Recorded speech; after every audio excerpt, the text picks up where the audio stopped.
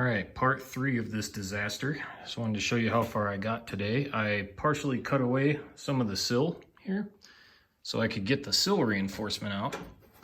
And I just kind of got it setting up in there right now. But it's spot welded to the main body bracket, or the main body reinforcement there, and to the outer wheelhouse right here, all right? I had to cut the bottom lip off of it because it was nothing but rust anyway, but that bottom lip sits right along the bottom of this pinch weld here. And then the sill goes over top of that, and they all get kind of sandwiched together and spot welded in a bunch of different places. Now, I needed to get this off because I expected to have some rust on my inner sill structure.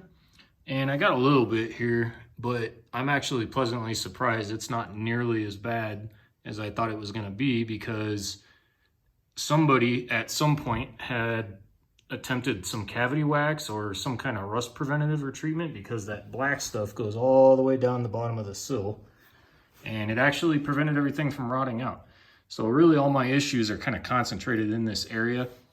And also the other reason I had to take the sill plate off and the sill reinforcement is because this part of the outer wheelhouse actually goes behind the sill reinforcement, and you can't really tell because most of that rusted away, but that actually does come all the way down and also sandwiches in between the sill and the inner frame and spot welds to it.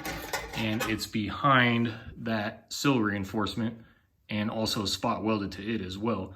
Whoever put this new outer wheelhouse on, whenever, they did not do that correctly. They kind of just cut around the bottom and then butted it up against the sill reinforcement and tack welded it to it, because they didn't want to take the sill reinforcement off, obviously.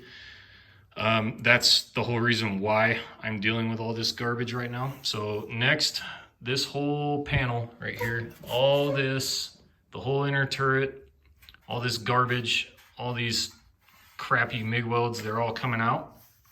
And once I got it all stripped out, then I'm gonna start to investigate how bad this is right here. I may end up only having to patch in like a small square section right here, because it's actually pretty strong. It's not weak at all, and it's just a little perforated. So I think I can save it, but you know, from here over, it's solid as a rock. So I think I'll be okay. So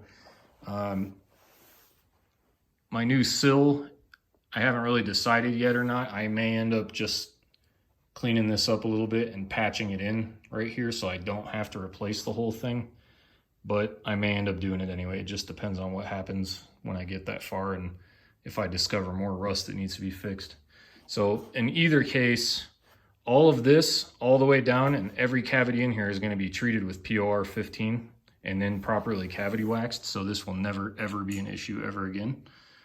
Like I said, this part I got coming from Japan, and the sill reinforcement I already have coming from Japan. Believe it or not, that part was still available. It was about 70 bucks.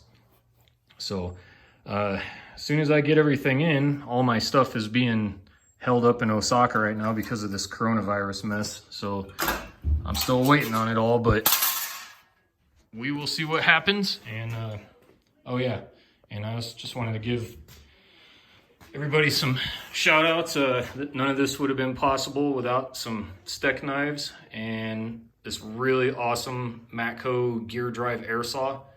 This thing is really good, man. It's about a $380 tool, but because it's gear drive, if you got a good enough blade on this thing, you can literally cut a car in half with it. So anyway, that's just a little update, and I'll keep you all updated as it comes, and I'll talk to you soon. Thanks.